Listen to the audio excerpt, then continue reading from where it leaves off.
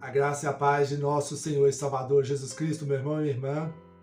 Seguindo em paralelo aos nossos devocionais no Evangelho de Marcos, nós também temos gravado alguns vídeos, um por mês, sobre um estudo dos Evangelhos de João.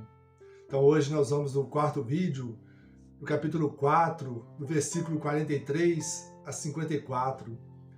Eu vou colocar aqui as passagens na tela, você dá um pause e leia, ou leia na sua própria Bíblia.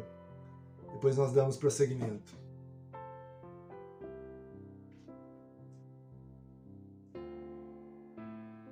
Então, meus irmãos, no Evangelho de João, como nós temos visto, João escreve todas essas coisas para nos mostrar que Jesus é o Filho de Deus, o Messias, o Salvador do mundo.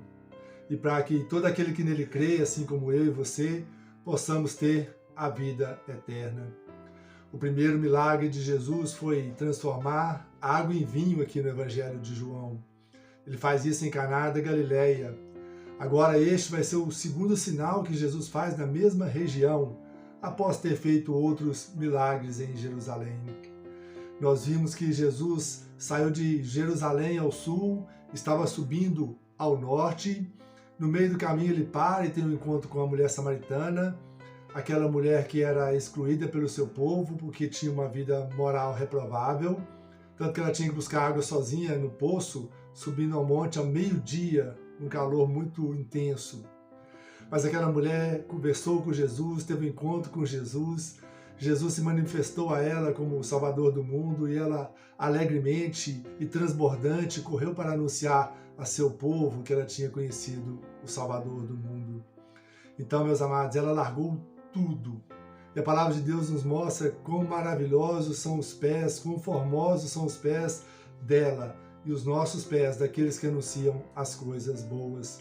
Você pode ver isso em Romanos, no capítulo 10. Então, os samaritanos também creram em Jesus, não só porque ela pregou para eles, mas porque eles também tiveram um encontro maravilhoso com o Senhor. Jesus ficou ali 2 dias com eles, e muitos samaritanos, que eram inimigos dos judeus, o povo de Jesus, creram nele. Então Jesus prossegue o seu caminho para a Galileia. Ele tem agora um encontro com um oficial do rei. Ele já tinha tido um encontro com essa mulher samaritana, tinha um encontro com Nicodemos e também com aquela família das bodas, onde ele transformou água em vinho. E agora ele tem um encontro lindo e maravilhoso com este pai, um oficial. E Cristo mudou a vida de todas essas pessoas. Cristo mudou a minha vida. Espero que Cristo tenha mudado a sua vida, ou se não, que Ele possa mudar a sua vida a partir de agora. E hoje nós vamos ver como Ele muda a vida de mais uma família, um pai, um filho, uma mãe, desesperados. No versículo 45 nós podemos ver que os galileus receberam Jesus muito bem, porque eles ficaram sabendo de todos os milagres que Ele tinha feito em Jerusalém. E certamente esse oficial do rei também ouviu sobre estes milagres. E ele morava em Cafarnaum, que ficava a 30 quilômetros dali da região onde eles estavam, em Caná. Cafarnaum era uma cidade ali onde Jesus passou grande parte do seu ministério.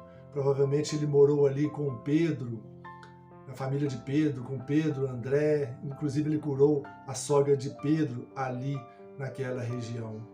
Então Jesus agora vai fazer de forma milagrosa mais um grande milagre ali para nos mostrar que Ele é o Filho de Deus. Para este pai desesperado, Jesus era a última esperança. Mas para mim e para vocês, nós devemos saber que Jesus é a nossa primeira esperança. Assim que acontecer qualquer coisa ou quando acontecer, a primeira coisa que nós devemos fazer é buscar a Jesus, não a última.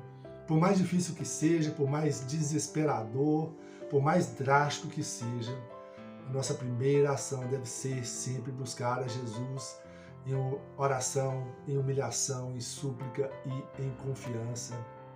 A palavra diz que esse oficial rogou a Jesus, mas na verdade nós vemos que ele implorou a Jesus.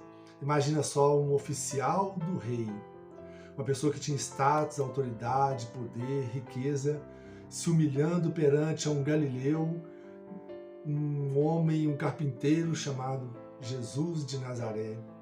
Mas ele está desesperado para que Jesus cure o seu filho que está à beira da morte.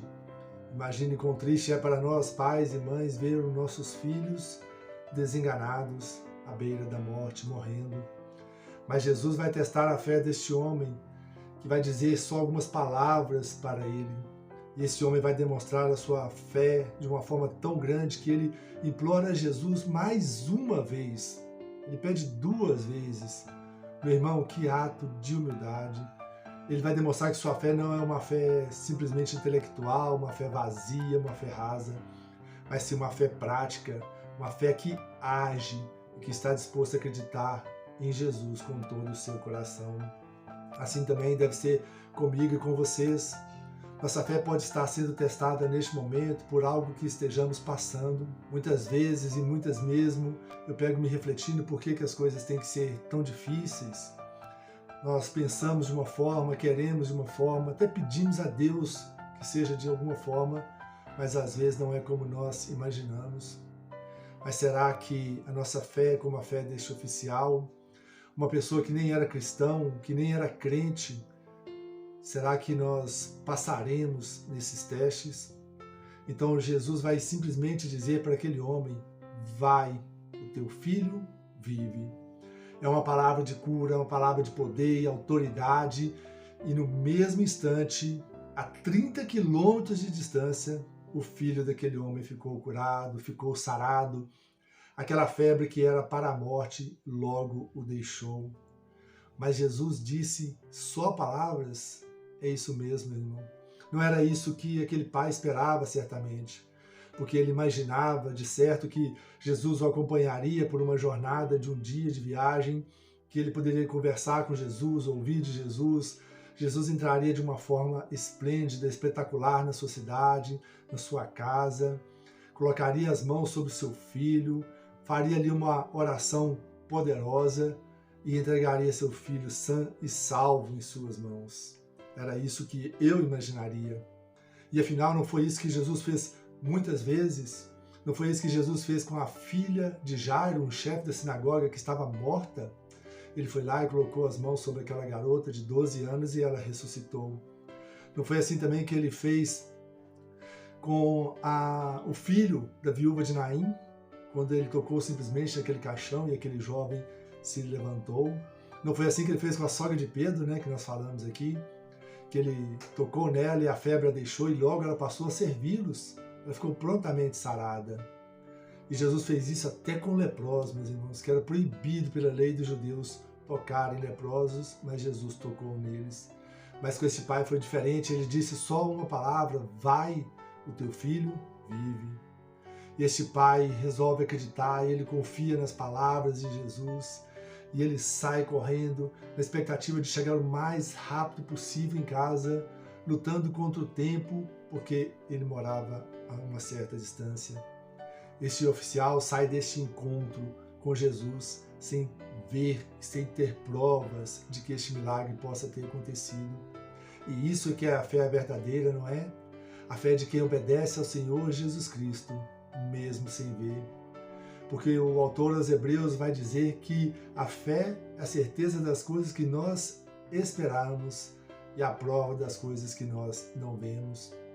Aquele homem que, novamente vou repetir, não era crente, ainda assim creu e simplesmente partiu.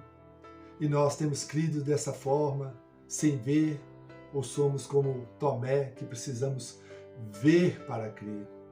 Mas se ainda nós falharmos nessa situação, que também sejamos como Tomé, que logo depois vai dizer: Senhor meu e Deus meu. Este homem correu e foi para sua casa, um coração cheio de esperança. E quando ele estava perto da cidade, quase chegando à sua casa, seus empregados saem ao seu encontro e lhe vão dizer: Senhor, Senhor, seu filho está curado, a febre o deixou, aconteceu um milagre aqui, Senhor, seu filho vive. Eu fico imaginando essa cena de um pai amoroso, num misto de choro e de alegria, um choro de alegria. Mas ele não esquece, ele imediatamente lembra de Jesus e pergunta que horas ele ficou curado. E eles vão dizer: foi a 1h da tarde. Ou seja, na mesmíssima hora, na hora exata que Jesus havia dito, o seu filho vive, aí está a confirmação do milagre que ele não tinha visto, mas ele tinha fé que tinha acontecido. Aleluia, meus irmãos, glória a Deus por esta fé, porque por causa disso agora aquele oficial creu, não só ele, mas toda a sua casa. Uma fé que começou simplesmente por ouvir falar de Jesus, ouvir falar dos feitos, milagres e sinais de Jesus. Agora é uma fé forte, uma fé robusta, que precisou somente de uma palavra de Jesus para crer.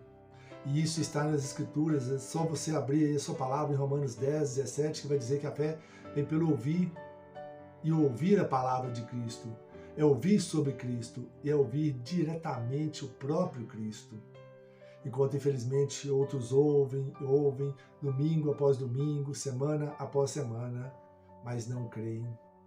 Mas vejam novamente a importância de eu e você nós falarmos de Jesus, porque ele ouviu falar de Jesus. Então este homem pagão dá um testemunho do poder e da autoridade de Jesus, como o Filho de Deus, o Salvador do mundo. Então agora ele e sua família creram. Então, meus queridos, todas as coisas, na alegria ou na dor, Jesus tem os seus propósitos. A palavra de Deus diz que todas as coisas, boas ou ruins, cooperam para o bem daqueles que amam a Deus. Ele faz um milagre à distância com o seu poder e com sua palavra. E muitos que conheciam o Antigo Testamento sabiam que só Deus poderia fazer algo assim, curar à distância. Porque naquela época haviam curandeiros, haviam ali magos, mas eles precisavam estar presentes com suas poções mágicas, com seus emplastos, seus amuletos, e precisavam principalmente tocar nas pessoas para curá-la. Mas Jesus faz isso à distância, com o poder da sua palavra. Então, meus queridos, Jesus só pode ser Deus e ele é Deus. O mesmo aconteceu outras vezes, no caso daquela filha da mulher cananeia que estava endemoniada, e aquela mulher se humilhou a tal ponto de se considerar um cachorrinho que come as migalhas que caem da mesa do seu dono. Tem um vídeo aqui no nosso canal que fala sobre isso. As migalhas do poder de Jesus é tudo que aquela mulher precisava, era tudo na vida daquela garota e também é tudo na minha vida e na sua vida. Em outra ocasião semelhante, Jesus cura o servo de um centurião romano, um servo que ele considerava como seu filho, mas que estava doente à beira da morte. Mas aquele próprio centurião disse que ele não era digno que Jesus entrasse em sua casa, porque ele sabia que era pecador, mas bastava somente uma palavra de Jesus e seu servo seria curado. E foi isso que aconteceu. Jesus elogiou a fé daquele pagão também. E novamente, outra reflexão para nós. Será que assim como este pai, nós temos dado testemunho para a nossa família, para os nossos amigos, nossos colegas, de tudo que Jesus tem feito em nossas vidas, dos milagres, das curas, das restaurações que ele tem feito? Tenho certeza, meus irmãos, que todos nós, em algum momento, recebemos várias bênçãos do Senhor. A cura de um familiar, uma cura nossa mesmo, o nascimento de um filho tão esperado e tão desejado, o livramento de um acidente, nós já tivemos muitos, a restauração de um filho que estava perdido no mundo, nas drogas, na bebida, e foi restaurado a comunhão com o Senhor, ou uma porta de emprego que se abriu inesperadamente para você, ou até mesmo a provisão de um alimento que lhe faltava. Uma das ênfases nessa passagem é que a fé verdadeira não precisa ver para crer. Muitas vezes queremos ver, mas nós não precisamos que a gente faça diferente de Tomé, como nós já falamos, e que você saia daqui correndo, assim como aquela mulher samaritana fez, correu e anunciou a Cristo, que você também possa fazer isso para alguém que te ama ou até mesmo alguém que te rejeita, como ela fez. Olhem para a sua vida, olhem pelo que Jesus já fez, olhem por que Jesus está fazendo na sua vida nesse instante. Eu olhando para mim mesmo, quantas bênçãos eu tenho recebido, por isso eu não posso me calar. Uma família, um emprego que eu possa glorificar a Deus e que eu possa ajudar o próximo. Essa oportunidade de falar de Jesus para vocês, quantas bênçãos. E tudo isso é bênção de Jesus e é para a glória de Deus. E reconhecer isso e falar sobre isso é a verdadeira natureza da fé. É É uma fé grata, uma fé que nos motiva, nos impulsiona, nos encoraja a espalhar as boas novas para os outros, assim como este oficial fez. Deus nos dá esse registro, está aí na Bíblia, na palavra de Deus. Abra sua Bíblia e veja, para que nós creiamos que Jesus é o Cristo, o Filho de Deus, o Salvador do mundo, o próprio Deus encarnado. E se nós não cremos nisso, que é o básico da fé, não temos a vida eterna. Porque, como já vimos em Hebreus também, sem fé é impossível agradar a Deus. Esse homem teve fé. É tudo sobre fé, meus amados. Tenhamos fé. Amém? Então, partindo para a conclusão, é emocionante ver como a palavra de Jesus tem poder para transformar morte em vida ou uma quase morte em vida. Uma palavra do nosso Senhor e Salvador fez o impossível tornar possível aos que creem, assim como Ele. Mas é necessário também agir, buscar Jesus em orações e súplicas e confiar nas palavras de Jesus, pois só Ele tem poder, autoridade e basta somente uma palavra. Deus quer nos dar muito mais do que uma cura como esta aqui neste mundo. Quer nos dar muito mais do que as coisas deste mundo. Jesus quer nos dar uma vida eterna, que só é possível, só chegará a nós quando nós crermos em Jesus com todo o coração, quando confiarmos nas palavras de Jesus e obedecermos e o confessarmos publicamente com os nossos lábios que Ele é o Senhor e Salvador de nossas vidas. Se nós cremos que Jesus morreu na cruz pelos nossos pecados, se obedecermos a Deus, nós já temos a vida eterna. É uma certeza, não é uma promessa. Você pode dizer pela sua fé que você já tem essa vida eterna? Você crê em Jesus como o único e suficiente Senhor e Salvador da sua vida? Sua fé se baseia na palavra de Deus e você deposita nela toda a sua confiança? Que este seja o desejo do seu coração, a vontade do seu coração, meu irmão e minha irmã. Porque essas são as razões de nós existirmos, ou seja, para honrar e glorificar o nome do Senhor. Amém? Que a graça de nosso Senhor Jesus Cristo, o amor do Pai e a comunhão do Espírito Santo esteja com você, com sua família, no seu trabalho e onde você pisar a planta dos seus pés. Amém?